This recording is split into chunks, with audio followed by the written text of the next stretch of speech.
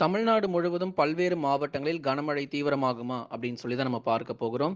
ஏற்கனவே கடந்த சில நாட்களாக நமக்கு லேசானது முதல் மிதமான மழை வரைக்கும் பதிவாகி இருந்தது.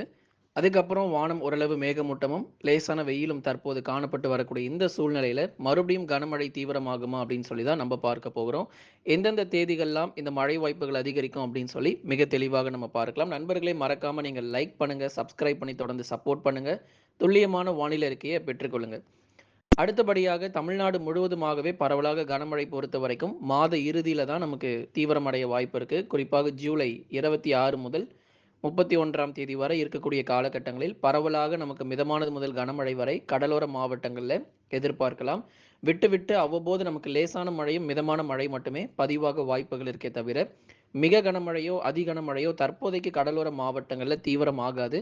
என்னதான் வங்கக்கடல் பகுதிகள்ல காற்றழுத்த தாழ்வு பகுதி எல்லாமே உருவானாலும், தமிழக கடலோர மாவட்டத்திற்கு மிதமான மழை மட்டுமே மிஞ்சும். ஆகவே 1 சென்டிமீட்டர் முதல் அதிகபட்சம் 3 சென்டிமீட்டர் மழை வரை சில இடங்கள்ல எதிர்பாருங்க. மாத இறுதியில நமக்கு 6 சென்டிமீட்டர் முதல் 9 சென்டிமீட்டர் மழை வரைக்கும் கடலோர பகுதிகள்ல எதிர்பார்க்கலாம். விட்டு விட்டு அவ்வப்போது நமக்கு மழை தீவிரமும் இரவு நேரங்கள்ல வரக்கூடிய நாட்கள்ல அதிகரிக்க வாய்ப்பு இருக்கு. ஆகவே தற்போதைய நிலவரப்படி நமக்கு வானம் ஓரளவு மேகமூட்டமும், ஏதேனும் ஒரு சில இடங்களில் லேசானது முதல் மிதமான மழைக்கு மட்டுமே சென்னை முதல் புதுக்கோட்டை வரை இருக்கக்கூடிய கடலோர பகுதிகளுக்கு எதிர்பார்க்கப்படுது. அடுத்தபடியாக வட தமிழக உள் மாவட்டங்களில் பெரும்பாலான பகுதிகளில் வானம் ஓரளவு மேகமூட்டமும், ஒரு சில இடங்களில் லேசானது முதல் மிதமான மழை மட்டுமே இருக்கும்.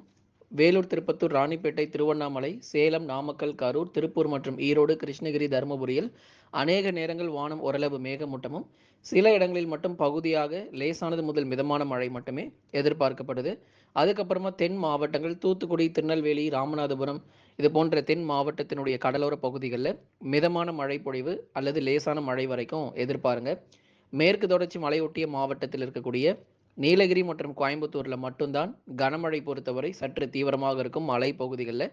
மற்றபடி மற்ற இடங்கள் மிதமான மழை தொடரும்.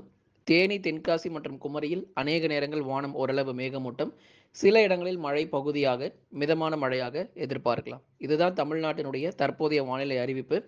வரும் நாட்கள்ல எல்லா இடங்களிலும் கனமழை தீவிரமான உங்களுக்கு அறிவிக்கிறோம். தற்போதைய நிலவரப்படி பகுதியாகவே நமக்கு லேசானது முதல் மிதமான மழை மட்டுமே நமக்கு பதிவாகும். அடுத்தபடியாக கர்நாடகா போன்ற பகுதிகளில் பெய்து வரக்கூடிய அதி கனமழையின் காரணமாக தொடர்ச்சியாக நம்ம மேட்டூருக்கு வரக்கூடிய நீரின் அளவு அதிகரிக்கும் நம்ம சொல்லியிருந்தோம். அடுத்து இந்த மாத இறுதியில நமக்கு இன்னும் அதிகப்படியான தண்ணீர் வரத்து அப்படிங்கிறது அதிகரிக்க தொடங்கிறோம். தொடர்ச்சியாக டெல்டா மாவட்டங்கள் பொறுத்த வரைக்கும் வானம் ஓரளவு மேகமூட்டம் தான். நமக்கு மேட்டூருக்கு வரக்கூடிய அந்த நீரின் அளவு மட்டுமே அதிகரிக்கும். ஏன்னா காவிரி நீர்பிடிப்பு போன்ற பகுதிகளில் பெய்து வரக்கூடிய மிக கனமழை முதல் அதி கனமழையின் காரணமாகவே தொடர்ச்சியாக நமக்கு நீர்வரத்தானது அதிகரித்து காணப்பட்டு வருது. தமிழ்நாட்டுல மட்டும்தாங்க மழை குறைவு. மற்றபடி மற்ற மாநிலங்கள்ல ரொம்பவே தீவிரமா பதிவாகிட்டு இருக்கு. கேரளா, கர்நாடகா, மகாராஷ்டிரா, தெலுங்கானா, வடக்கு ஆந்திரா, ஒரிசா, சத்தீஸ்கர், மத்திய பிரதேஷ் என பல்வேறு மாநிலங்கள்ல ரொம்பவே கடுமையாக மழை வந்து பதிவாகிட்டு இருக்கு. இங்க தான் நமக்கு வானம் மேகமூட்டமும், லேசான மழை, மிதமான மழைன்னு சொல்லிக்கிட்டு இருக்கோம். மற்ற மாநிலங்கள்ல ரெட் அலர்ட், அதி கனமழை, வெள்ளப்பெருக்குன்னு போயிட்டு இருக்கு. இருந்தாலும் இப்படிப்பட்ட ஒரு மழைப்பொழிவு தமிழ்நாட்டுல வருமானா? கண்டிப்பா வரும். வடகிழக்கு பருவமழை தொடங்கிய பிறகு கடலோர மாவட்டங்களில் ரெட் அலர்ட், அதி கனமழை மற்றும் வெள்ளப்பெருக்கெல்லாம் இந்த வருஷமும் நம்ம பார்க்க தான் போகிறோம். நண்பர்களே தொடர்ந்து நீங்கள் மறக்காமல் லைக் பண்ணுங்க, சப்ஸ்கிரைப் பண்ணி சப்போர்ட் பண்ணுங்க. தென்மேற்கு பருவமழைனால நமக்கு பகுதியான மழை பொழிவே நமக்கு வந்து பதிவாகிட்டு இருக்கு.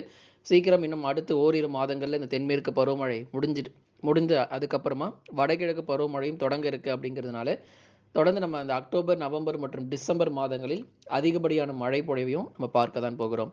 தொடர்ச்சியாக நண்பர்களுக்கு நீங்க தெரியப்படுத்த நீங்க ஷேர் பண்ணுங்க, லைக் பண்ணி சப்போர்ட் பண்ணுங்க.